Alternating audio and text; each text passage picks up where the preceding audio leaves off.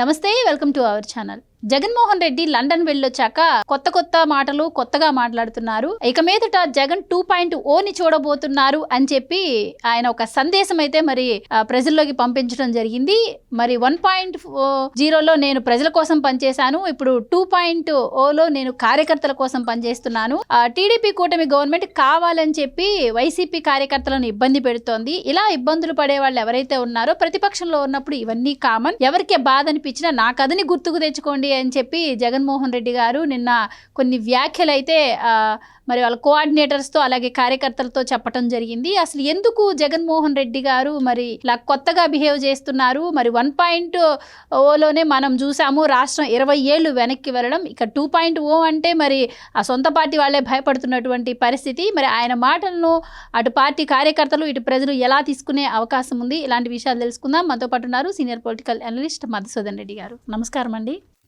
మధుసూదన్ రెడ్డి గారు, జగన్మోహన్ రెడ్డి గారు లండన్ వెళ్ళి వచ్చాక ఆయన కొంచెం కొత్తగా వ్యాఖ్యలు చేస్తున్నారు. మరి ఇప్పటి వరకు మనం చంద్రబాబు 4.0 వింటే మరి ఇంక నేను మాత్రం ఎందుకు యాడ్ చేసుకోవద్దు అనుకున్నారేమో, ఆయన కూడా మరి 2.0 అంటున్నారు. 2.0 జగన్మోహన్ రెడ్డి గారి ఎలా ఉండబోతుంది అంటారు?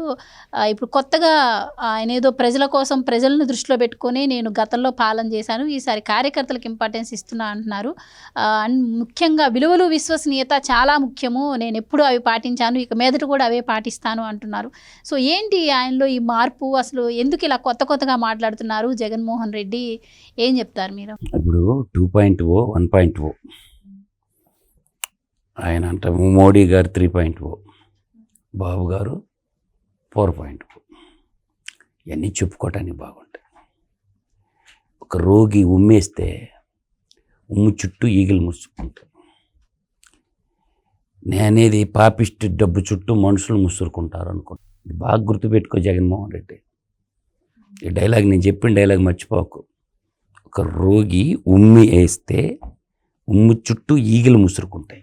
అదే పాపిష్టి డబ్బు చుట్టూ మనుషులు చేరుతారు. అది ఏంటంటే డబ్బు మదం పెట్టి కొట్టుకుంటుండవు. ప్రజాస్వామ్యం అంటే లెక్క లేకుండా నా దగ్గర డబ్బుతో నేనేది శాసిస్తాను అనుకుంటున్నాను. ఆ డబ్బు మదంతో, ఆ డబ్బు అహంకారంతో ప్రజలు మన ప్రజాస్వామ్యంలో స్పష్టమైన తీర్పు ఇచ్చారు. ఒక్కరోజు కూడా నేను ప్రజలు ఇచ్చినటువంటి తీర్పుని, ప్రజాస్వామ్యాన్ని గౌరవిస్తున్నానని చెప్పటం లేదు.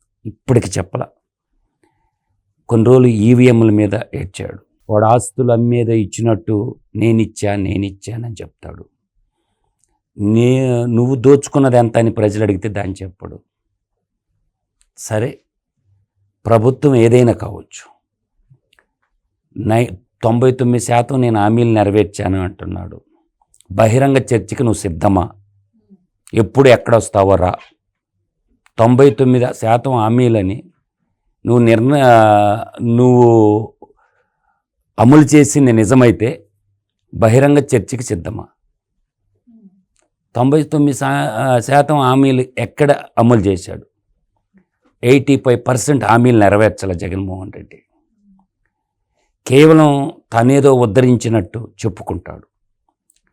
ఇరిగేషన్ రంగంలో నువ్వు సాధించిన విజయాలు ఏంటో చెప్పమంటే చెప్పడు. అదేవిధంగా రైతు భరోసాలో ఆయన ఇచ్చిన ముష్టి పథకం 5 ఏళ్లకు కలిపి కూడా 37,500. అదే 14-19 మధ్యకాలంలో బాబు గారు రుణమాఫీలో 50,000 సింగిల్ స్ట్రోక్లో లేపేశాడు. దాదాపుగా 18,500 కోట్ల రుణమాఫీ చేశాడు. అంటే చెప్పటానికి సిగ్గన్నా ఉండాలి. ప్రజలు ఒకసారి తీర్పిచ్చారు. అయితే ఒకదానికి నేను సూపర్ 6 పథకాలు ఏవైతే ఉన్నాయో వాటి గురించి విమర్శనాత్మకంగా ఆత్మపరిశీలన చేసుకోవాలి. ఎలక్షన్లో చెప్పిన సూపర్ 6 పథకాలు గవర్నమెంట్ వచ్చి 9 నెలలు అయింది. అప్పుడే అమలు చేయమంటాం భావ్యం కాదు. రేపు జూన్ నుంచి పథకాలన్నీ కానీ ప్రజలకు అందకపోతే అప్పుడు మాట్లాడు. నువ్వు దోచేసిపోయి, నువ్వు దాచుకొని పోయి, నువ్వు దోచుకున్న డబ్బులన్నీ రిటర్న్ ఇచ్చేస్తే ఒక్కొక్క పథకం ఇంప్లిమెంటేషన్ చేయడం 24 గంటల పని. అందువల్ల ఏంటంటే రాష్ట్రాన్ని సర్వనాశనం చేసేసి ముష్టి పథకాలు రైతులకు ఇచ్చి, అందుకే నేనన్నా రోగిష్టోడు ఉమ్మేస్తే దాని చుట్టూ ఈగలు ముసురుకుంటాడు. అంటే ముష్టి పథకాలు అని కాదు, మేనిఫెస్టోలో ఏవైతే మేము హామీలు ఇచ్చామో అవి 99% మేము అమలు చేశాము. అది ప్రతి ఇంటికి వెళ్ళి కూడా ఎలక్షన్ టైంలో మేము చెప్పగలిగాము. అండ్ ఇంకొకటి, అబద్ధం. విద్యా వ్యవస్థ ఏదైతే ఉందో మా హయాంలోనే బాగుపడింది. ఇటు స్కూల్, ఈవెన్ ప్రభుత్వ స్కూల్లో బోర్డులు కూడా పెట్టారు. అంటే ఐ మీన్ సీట్స్ లేవని కూడా వచ్చింది. అంటే మేము ఎంత బాగా విద్యా వ్యవస్థను మలిచామో, దట్టు అది కాకుండా ఏదైతే కరోనా టైంలో కూడా మరి రాష్ట్రం ఎంత ఆర్థిక లోటులో ఉన్నా కూడా ఎక్కడ సంక్షేమ పథకాలు మేము ఆపలే అని చెప్పి కూడా ఆయన మాట్లాడుతున్నారు. అబద్ధం. బహిరంగ చర్చకి రావాలి. నువ్వు రికార్డు వీడియోలో వదలటం కాదు, బహిరంగ చర్చకు వదలతాం. 1 by 1 మాట్లాడుకుందాం. ఎవరిని తిట్టొద్దు, ఎవరిని అరచొద్దు. బహిరంగ చర్చకు వస్తే మాట్లాడుకుందాం. ఒక రైతు భరోసాలోనే 12 పథకాలు ఉంటాయి. డ్రిప్పు హార్టికల్చర్ జోన్ అయినటువంటి రాయలసీమలో 90% ఇచ్చేవాళ్ళు డ్రిప్పు రైతులకి. ఈడొచ్చినాక 0, గుండు 0. అంటే వాడి పథకాలు ఇంప్లిమెంటేషన్ చేయాలని కోరుకుంటుండే తప్ప రాష్ట్రం బాగుండాలా, రాష్ట్ర సర్వతోముఖాభివృద్ధి బాగుండాలా.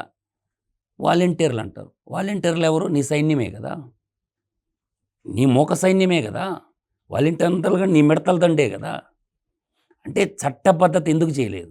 వాలంటీర్ ఉద్యోగాలకి చట్టబద్ధత కల్పించాలి కదా. వాళ్ళని ఒక బానిసల్లాగా, ఒక చెంచాల్లాగా వాడుకున్నాడు.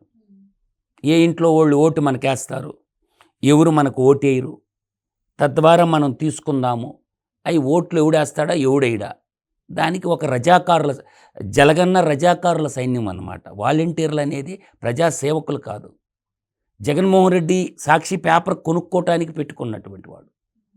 అందువల్ల నేను అనేది ఆలోచన చేసుకోండి. 99% సేవలు నువ్వు ఇచ్చావని నీకు నమ్మకం ఉంటే, నువ్వు నమ్మిన బైబిల్ దేవుడి మీదే నమ్మకం ఉంటే, నీకు భగవద్గీత నువ్వు ఎలాగ నమ్మవు, ఆ బైబిల్ మీదే ప్రమాణం చేసి బహిరంగ చర్చకి సిద్ధమా? 85% హామీలు అమలు పరచాల జగన్మోహన్ రెడ్డి. 85%. ఎందుకు అబద్ధాలు చెప్తాడు? అందువల్ల నేను అనే వ్యాలిడ్ పాయింట్ ఏంటంటే 2.0 అన్నాడు. వాడులాగా బతకాలని, నా జీవిత చరిత్రే ఆస్వాదించమని అంటున్నాడు. నేనంటుండేది, వాడు బతుకు ఎవడికి కావాలా? వాడు దొంగ బతుకు ఎవడికి కావాలా? వాడేమన్నా నీతిగా బతికిండా, నిజాయితీగా బతికిండా? వాడు దొంగతనం చేశాడు. దొంగ బతకమని ఎలా చెప్తావు? అంటే అందరిని దొంగలుగా తయారు చేద్దామని, రౌడీ షీటర్లుగా మలద్దామని. నువ్వేమన్నా స్వతంత్ర ఉద్యమం చేసి జైలుకు పోయావా? ప్రజల ఆస్తి, తెలంగాణ ప్రజలది, సీమాంధ్ర ప్రజల సంపదను లూటీ చేసి దొంగతనం చేసిన కేసుల్లో నువ్వు జైలుకు ఉన్నావు. ఇదేమన్నా స్వాతంత్ర సమరయోధుడా? ప్రజల హక్కుల కోసం పోరాడేమన్నా జైలుకు పోయినవా? ప్రజల సొమ్ము లూటీ చేసి జైలుకు పోయినావు. ఒరే బాబు, నీ జీవిత కథ వద్దనే వద్దు. నీదేమో స్వతంత్ర సమరయోధుల ఫ్యామిలీ కాదు, నీదేమో ప్రజాసేవ చేసిన ఫ్యామిలీ కాదు. ప్రజల సంపదని దోపిడీ చేసి ప్రజల మీద బతికే కుటుంబం, ప్రజల మీద బతికే కుటుంబం. ఏమన్నా ఎడ్యుకేషన్ స్కూల్స్ పెట్టి, ట్రస్ట్ పెట్టి 10 మందికి సేవ చేసిన కుటుంబం కాదు. ప్రజల మీద, ప్రజాస్వామ్యం మీద పడి బతికే కుటుంబం. నీ అటువంటి బతుకు ఎవడికి వద్దని చెప్తాడు. లేస్తే పేదలకి, పెత్తందారులకి అని చెప్పి ఒక పెత్తందారుడు మాట్లాడుతూ ఉంటే, ఒక ఆర్థిక ఉగ్రవాది మాట్లాడుతూ ఉంటే చాలా కష్టంగా ఉంటుంది. నేను అనే వ్యాలిడ్ పాయింట్ ఏంటంటే, అడగటంలో తప్పు లేదు. సూపర్ 6 పథకాల్లో రేపు ఆగస్టు, జూన్కి తల్లికి వందనం పథకం అనేది ఆగస్టుకి, జూన్లో ఇంప్లిమెంటేషన్ చేస్తామంటున్నారు. ఆల్మోస్ట్ రైతు భరోసా కూడా అదే టైంకి చేరిపోద్ది. నువ్వు చేసిన అప్పులు, నువ్వు దోచేసిన అప్పులు కుప్పలు చేసేసి రాష్ట్రాన్ని ఇలా పింఛను 3,000 నుంచి 4,000 ఇస్తున్నారు. గ్యాస్ సిలిండర్లు పట్టాలు ఎక్కిచ్చేశారు. ఇంకొక 2 పథకాలు ఇవాళ మనం ఫిబ్రవరిలో ఉన్నాం, మార్చి, ఏప్రిల్, మే, ఇంకొక 90 days ఓపిక పడితే అవి కూడా పట్టాలు ఎక్కిపోతాయి. ఆ తర్వాత ఇంకొక 1 by 1 చేసుకుంటా పోతున్నారు. ఎలా ఇండస్ట్రియల్ ప్రగతి, వాళ్ళు ఇచ్చిన మేజర్ టార్గెట్ అంటే 20 నుంచి 25 లక్షలు ఉద్యోగాలు క్రియేట్ చేయాలా. ఆ టార్గెట్ రీచ్ అవడానికి వాళ్ళు ఆ వేలో ఉన్నారు. పరిశ్రమలు చూస్తున్నారు, ప్రజలు ఆ వైపుగా ఆలోచిస్తున్నారు. వీడిచ్చే ముష్టి పథకాల గురించి కాదు. ఇప్పుడు వాహన మిత్ర అన్నాడమ్మా, 10,000 రూపాయలు. 10,000 రూపాయలు మనకి 365 రోజులు, రోజుకి ఎంత పడిందమ్మా? 30 రూపాయలు. 30 రూపాయలు అంటే నువ్వు ఇచ్చే ముష్టి పథకం కోసం ప్రజలు 30 రూపాయల కోసం ఎదురు చూస్తుండా, వాళ్ళకి చేతి నిండా పని కావాలి. అదే కదా నువ్వు చెప్తుండేది. నీ ముష్టి పథకం అదే కదా నువ్వు అంటుండేది. స్కూళ్ళు ఏడగట్టినావు రా, ఎన్ని నవోదయ స్కూళ్ళు కట్టావు, పోనీ కట్టిన స్కూళ్ళే చూపిద్దురా. అంటే కన్ను ఆర్పకుండా అబద్ధాలు చెప్పేదానికంటే అబద్ధాలు చెప్పి చెప్పి చెప్పి నిజాలు అయిపోతాయి అనుకోవద్దు. నేను అంటుండేదండి, ప్రజలకి డబ్బులు సంపాదించుకునేది నేర్పించండి. ప్రజలకు డబ్బులు ఇవ్వటం ఇప్పుడు కూడా నేను వాదిస్తానమ్మా, తప్పనే వాదిస్తున్నాను. తల్లికి వందనం అనే పథకం గురించి నా యొక్క పర్సనల్ వ్యక్తిగత అభిప్రాయం, ఈ కూటమి ప్రభుత్వమైన ఇంటిగ్రేటెడ్ స్కూళ్ళు కట్టి ఆ డబ్బులు రాష్ట్రానికి ఆస్తిగా ఏర్పాటు చేయండి. 6వ తరగతి నుంచి ఇంటర్మీడియట్ దాకా నిర్బంధ విద్యను అప్లై చేయండి. మార్నింగ్ టిఫిన్ పెట్టండి, మధ్యాహ్నం భోజనం పెట్టండి, సాయంత్రం పెట్టండి. 5వ తరగతి లోపు గ్రామీణ ప్రాంతాల్లో ఉంటాయి, కానీ ఒక ఆస్తి అనేది ఏర్పడద్దే, భావితరాలకి ఆ స్కూళ్ళు పునాదుల్లాగా ఏర్పడిపోతాయి. అందువల్ల ప్రభుత్వం కూడా ఏదో మనకు డబ్బులు ఇస్తే ఓట్లు కొనుక్కునే పథకాల్లాగా ఉంటాయి కదా. 6వ తరగతి నుంచి ఇంటర్మీడియట్ వరకే నిర్బంధ విద్య ఇవ్వడం అనేది ఒకటి. తల్లిదండ్రులు కోరుకుంటే ఆ ఇంటిగ్రేటెడ్ స్కూల్లో సీటు కావాలా, డబ్బులు కావాలా, ప్రతి తల్లిదండ్రులు ఇంటిగ్రేటెడ్ హాస్టల్లో సీటే అడుగుతారు. అందువల్ల ఏంటంటే చెప్పారు కదా ఇచ్చేద్దాం కదా అంటే దోచేసిన డబ్బులు, భారతీయ సిమెంట్లో దోచేసిన డబ్బులు ఇచ్చేయమనండి, సరిపోతాయి కదా. 20,000 కోట్లు నువ్వేం కష్టపడి సంపాదించింది కదా, ఆ 20,000 కోట్లు ఇచ్చేసేయి కదా, జాతికి అంకితం చేసేస్తే నీకు పేరు ఉంటుంది, త్వరతో ఇచ్చేస్తే పోద్ది కదండి. ఒక భారతీయ సిమెంటే 20,000 కోట్లు, పులివెందుల పాలిమర్స్ ఎంత, సాక్షి పేపర్ది ఎంత, సాక్షి టీవీది ఎంత, ఇవన్నీ ఏంటంటే చెప్పుకోవటానికి చెప్తుంది, కానీ ఏదో పెరగతానంటుండే కదా. రా రేపు పెరుగుదు, ఎంపీటీసీ జెడ్పీటీసీ స్థానిక సంస్థలు ఎలక్షన్ వస్తాయి కదా, అప్పుడు పెరిగి చూపించు అంటే సిగ్గుంటే రిజైన్ చేసేయాలి. మన ప్రజలు ఇచ్చారు కదా తీర్పు, మొత్తం రిజైన్ చేసేసేయండి. అందువల్ల ఏంటంటే 5 ఏళ్ళు సర్పంచులకి నిధులు ఇచ్చాడా, రూపాయి బిళ్ళీలు 5 ఏళ్ళకి సర్పంచులకి. Volunteer versus CM, volunteer versus CM, ఇదే కదా జరిగింది. కింద ప్రజాప్రతినిధులకు ఎవరికి లేదు కదా. అందువల్ల ఏంటంటే వాడు ఇంకా బతికినంతకాలం ముఖ్యమంత్రి కాడమ్మాయి. ఇదైతే రాసిస్తా. 2.0 ఏంటంటే వాడి బతుకు జైలు బతుకు.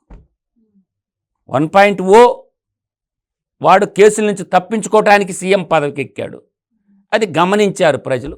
రాష్ట్రం సర్వనాశనం అయిపోయింది, అధోగతి పాలైపోయింది.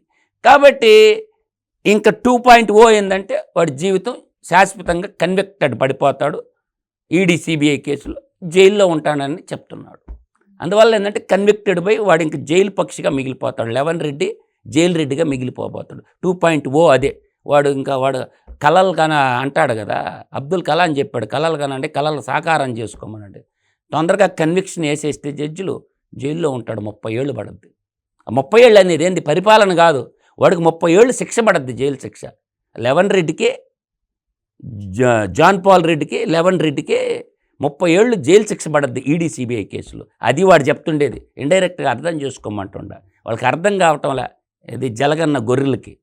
వాడు డైరెక్ట్గా చెప్తుండు 2.0 జలగన్న 2.0 ఏంటంటే, ఒరే నన్ను ప్రజలు లెవెన్ రెడ్డి చేసిండు, ఈడీ సిబిఐ కేసులో కన్విక్షన్ అవ్వద్ది, నాకు 30 ఏళ్ళు జైలు శిక్ష అవుద్ది, నేను జాన్ పాల్ లెవెన్ రెడ్డిని కాస్త జైలు రెడ్డిగా మిగిలిపోతున్నా, 30 ఏళ్ళు జైలు శిక్ష పడద్దని చెప్తుండు. అది నేను చెప్తుంది. Thank you so much. నమస్కారం.